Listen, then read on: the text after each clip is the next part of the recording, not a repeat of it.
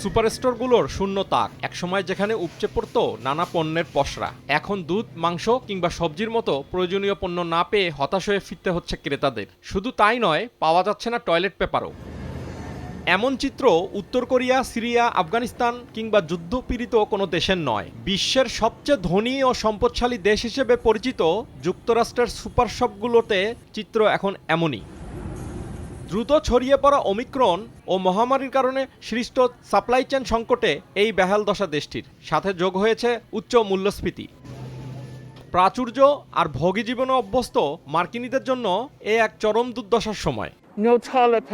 মাংস নেই, এমনকি নেই টয়লেট পেপারও। এটা অদ্ভুত। আমি আমার মেয়ের জন্য প্রয়োজনীয় কিছু জিনিস কিনতে এসেছিলাম, কিন্তু সুপার শপগুলোতে কিছুই নেই, একদম কিচ্ছু না। এটা একদমই অবিশ্বাস্য। সহসায় এ পরিস্থিতির উন্নতি হওয়ার কোনো সম্ভাবনা নেই বলে মনে করছেন বিশ্লেষকরা। ওমিক্রন, মূল্যস্ফীতি, সাপ্লাই চেইন সংকট আর তার সাথে যোগ হয়েছে তুষারপাত সহ দুর্যোগপূর্ণ আবহাওয়া।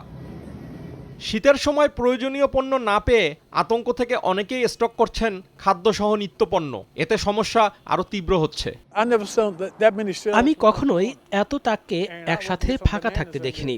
আমি কলা কিনতে এসেছিলাম, কিন্তু পুরো সুপার স্টোরে আছে মাত্র 5টি কলা। গত 2 সপ্তাহ ধরে আমার পাতে কোনো সালাদ নেই। এক স্টোর থেকে আরেক স্টোরে ঘুরছি, কিন্তু কোথাও কিছু নেই। এরকম পরিস্থিতি আমি আর কখনোই দেখিনি। এদিকে করোনা মহামারীর প্রভাবে বর্তমানে মূল্যস্ফীতি চরমে যুক্তরাষ্ট্রে। দেশটির ভোক্তা মূল্য সূচক গত ডিসেম্বর মাসে 7% ছাড়িয়েছে আগের বছরের থেকে, যা গত 4 দশকের মধ্যে সর্বোচ্চ। রাইসুল ইসলাম, সময় সংবাদ।